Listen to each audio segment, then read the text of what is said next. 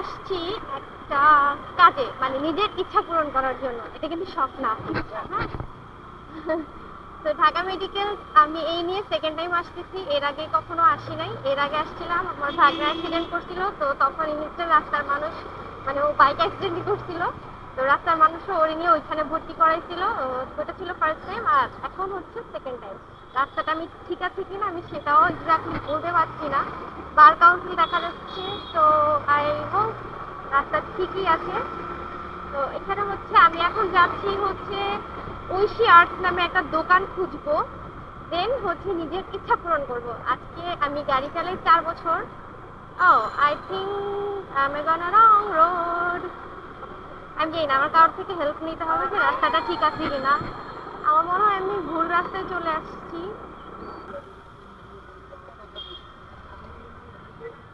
Oishi art, এখানে কিছু দোকান দেখা যাচ্ছে, তো এই দোকানগুলো ঐশী আর্ট, আই থিঙ্ক আমি পেয়ে গেছি।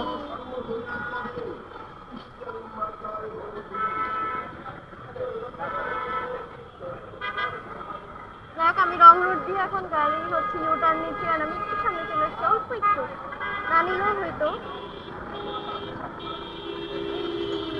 ঐশী আর্ট।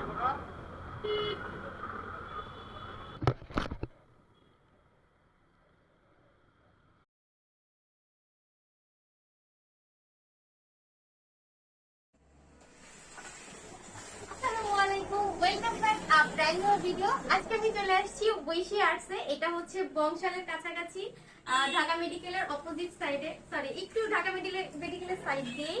তো এখানে হচ্ছে আমি আমার নিজের নামে স্টিকার করছি, যেটা আমার অনেক দিনের ইচ্ছা ছিল। 4 বছর ধরে ভাবতেছি, কিন্তু ভাবতে ভাবতে আমার 4 বছর পার হয়ে গেছে। তো এখন হচ্ছে আমি আসছি এখানে, ভাইয়া অনেক সুন্দর করে আমার স্টিকার করে দিতে। তো চলেন দেখি কিভাবে করছে। সবার প্রথমে হচ্ছে যখন আমি ওনাকে বলেছি, দেন উনি হচ্ছে জাস্ট একটা মেজারমেন্ট নিয়ে আমার গাড়ির আছে কোন দিকে লাগাবো সেটা হচ্ছে মেজারমেন্ট করলো, দেন কত ইঞ্চি নিতে হবে স্টিকার সেটা করলো। তারপর হচ্ছে আমি ওনাকে আমার ডিজাইনগুলো দেখালাম, মানে ডিজাইন বলতে আমি কী কী করবো সেটা বললাম। উনি আমাকে কম্পিউটারে দেখালো যে কীরকম হবে, দেন আমার নামের বানান বললাম অবশ্যই।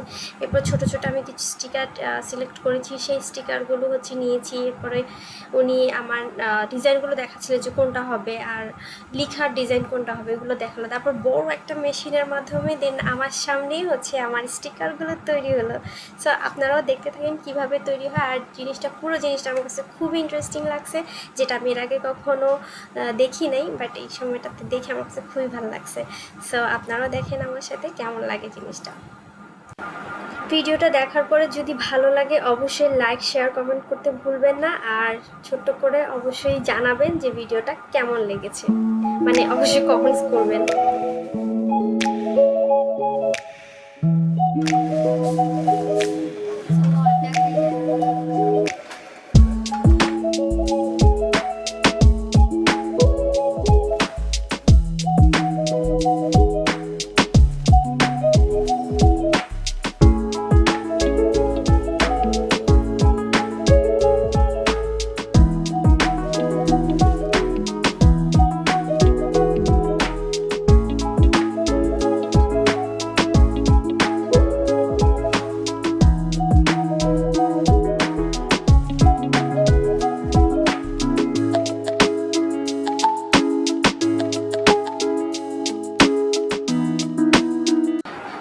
আপনারাও যদি কোনো কাস্টমাইজ স্টিকার বানাতে চান তাহলে অবশ্যই বানাতে পারেন। এটা হচ্ছে ঐশী আর্টসে, যেটা ঢাকা মেডিকেলের কাছে। আপনাদের সুবিধার্থে আমি ফোন নাম্বার ডিসক্রিপশন বক্সে দিয়ে দিব, আপনারা ফোন করলে ওনারা আপনাদেরকে এক্স্যাক্ট লোকেশন দিয়ে দিবে। এছাড়াও চাইলে আপনারা ওনাদের ফেসবুক পেজে ইয়োর স্টিকার নামে হচ্ছে পেয়ে যাবেন, সেখানে অর্ডার করতে পারেন। তবে কাছাকাছি বসে স্টিকার নিয়ে বানানো সেটা আমার কাছে খুব মানে অনেক বেশি আনন্দজনক। সো আপনারা চাইলে বানিয়ে নিতে পারেন, আর চাইলে অনলাইনে অর্ডার করতে পারেন। আর আমার এই সব কয়টা স্টিকার আমার প্রাইস পড়েছে মাত্র 300 টাকা, যেটা আই থিঙ্ক হচ্ছে আমি যদি অনলাইনে অর্ডার করি তাহলে একটু আমার বেশি পড়বে।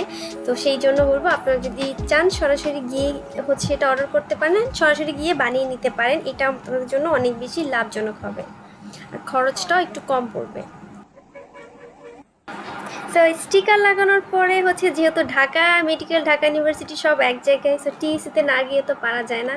আমি চলে আসছি টিইসিতে, এখানে কাউসার মামার, বিখ্যাত কাউসার মামার হচ্ছে পানিপুরি খাওয়ার জন্য। সো সবার প্রথমে আমি হয়তো উল্টো দিকে দাঁড়িয়েছি, না উনি জায়গা চেঞ্জ করছে আমি জানি না, আমি ওনাকে খুঁজে পাচ্ছিলাম না।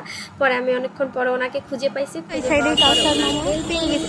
সরি পানিপুরি খাইছি, দেন আইসক্রিম, তারপর অনেকগুলো চুড়ি দেখছি, ভাবছি কিনবো, কিন্তু হচ্ছে প্রাইস ঠিকই ছিল। কেন জানি আমি আসলে দিন দিন অনেক কিপটা হয়ে যেতেছি, যার কারণে আমার আর চুড়িগুলো কেনা হয় নাই। উনি প্রায় 10 জোড়া চুড়ি আমাকে বসে 500 টাকা, আর আমি মাত্র 50 টাকার জন্য চুড়িগুলো রেখে আসছি। আমার এরকমই, আমি দিন দিন অনেক বেশি কিপটা হয়ে যেতেছি। আর হচ্ছে মানে এরকম 50 টাকার জন্য আমার বাসায় এসে আফসোস করা লাগতেছে।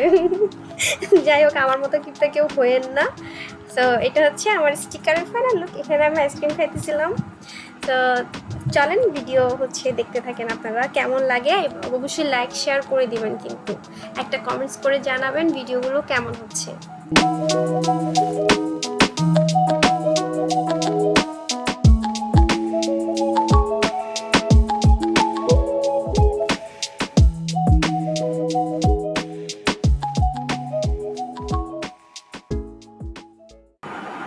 অলমোস্ট 8টা বাজে, আর আমি হচ্ছে বসুন্ধরা সিটিতে ঢুকছি, প্রায় ক্লোজিং টাইম তাদের। সো ক্লোজিং মার্কেটগুলো তো 8টা সাড়ে 8টার মধ্যে বন্ধ হয়ে যায়, আর আমিও হচ্ছে ঢুকতে পারছি, এর জন্য অনেক লাকি মনে হচ্ছে। এখানে কিছু কাজ ছিল, সো এখানে আমার কিছু জিনিস কেনার ছিল, এই জন্য ঢুকছি।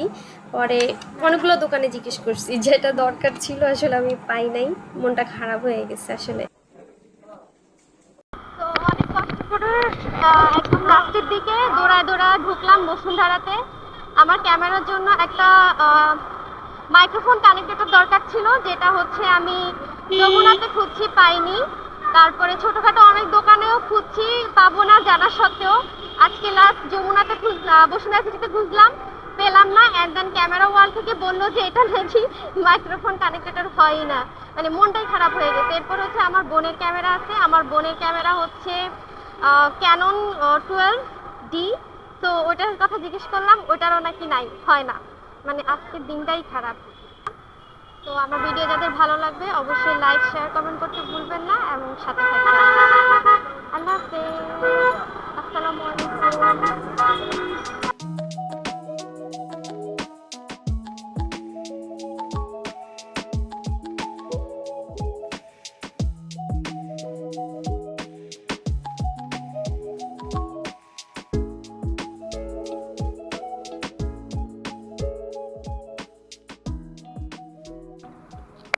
আমাদের চলতেছে ঘর শিফটিং এর কাজ।